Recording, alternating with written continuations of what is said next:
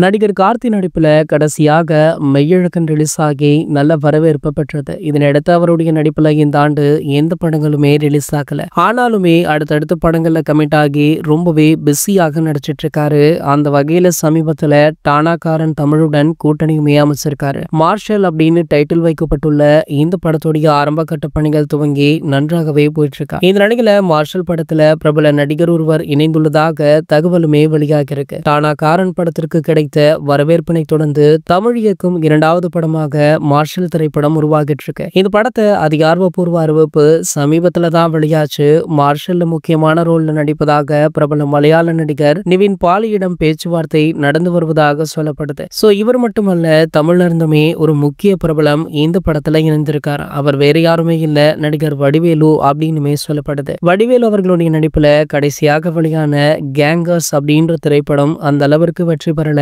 இதனடுத்து ஃபகத் ஃபாசிலுடன் ஒரு திரைப்படம் ரிலீஸ் ஆச்சு. அதுவுமே சுமாரான வெற்றியையே பெற்றது. இருந்தாலுமே வடிவேலு அவர்களுக்கு கார்த்தி அவர்கள் இந்த படத்தின் மூலம் வாய்ப்பு கொடுத்திருக்காரு. சோ இந்த படத்துடைய விழாவில் பேசிய வடிவேலு அவர்கள் பழைய விஷயங்களை கிண்டிருக்காரா. அது மட்டுமல்லாமல் அஜித் அவர்களை மறைமுகமாக தாக்கி பேசியதாக ஒரு குற்றச்சாட்டுமே இருந்தது. ஆகையால வடிவேலு அவர்களுக்கு போன் போட்டு சூப்பர் ஸ்டார் ரஜினிகாந்த் அவர்கள் நேரடியாகவே எச்சரித்திருக்காரா. இதற்கு முன்பு கூட வடிவேலு அவர்கள் பல இடங்கள்ல இது போன்று ஆர்வ கோளாறுத்தனமாக பேசியிருக்கிறார் அப்படின்றதுமே குறிப்பிடத்தக்கது. இது போன்ற செய்திகளை பற்றி நீங்க உடனே தெரிஞ்சுக்க நம்மளுடைய சேனலை மறக்காம சப்ஸ்கிரைப் பண்ணிக்கோங்க.